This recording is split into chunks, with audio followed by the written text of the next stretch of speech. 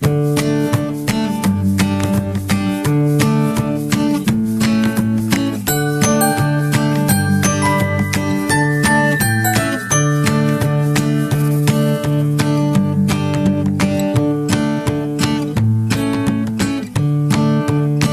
Agronesia merupakan perusahaan yang bergerak di bidang industri barang teknik karet, industri es, industri makanan dan minuman.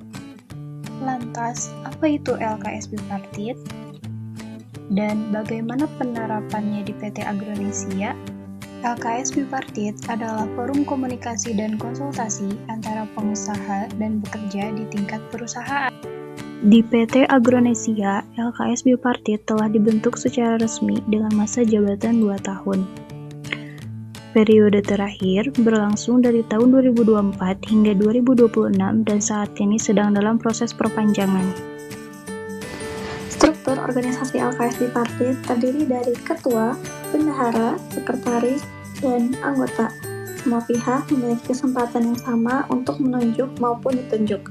Jumlah perwakilan juga dibuat seimbang, yaitu 50% dari perusahaan dan 50% dari pegawai.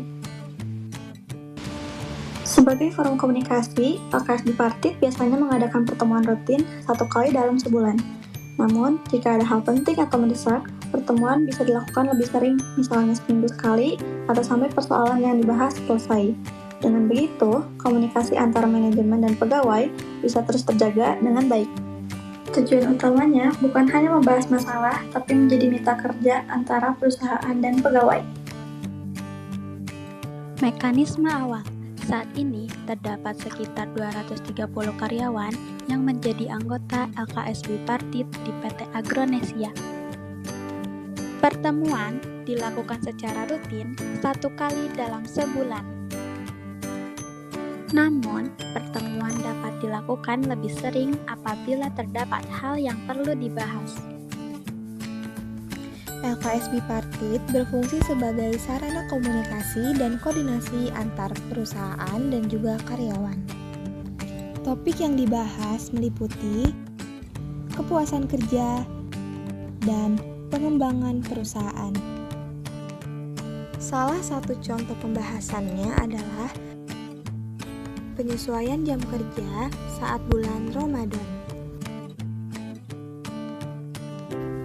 Hasilnya, disepakati pengurangan jam kerja selama 1 jam sehari. Keputusan tersebut kemudian diajukan kepada direksi dan ditetapkan dalam bentuk surat keputusan. Dalam penyelesaian masalah, perusahaan menerapkan mekanisme secara bertahap. Dimulai dari atasan, kemudian ke HR, dan jika belum terselesaikan dilanjutkan ke pihak eksternal. HR berperan dalam mensosialisasikan kebijakan serta menjadi fasilitator komunikasi antara manajemen dan karyawan.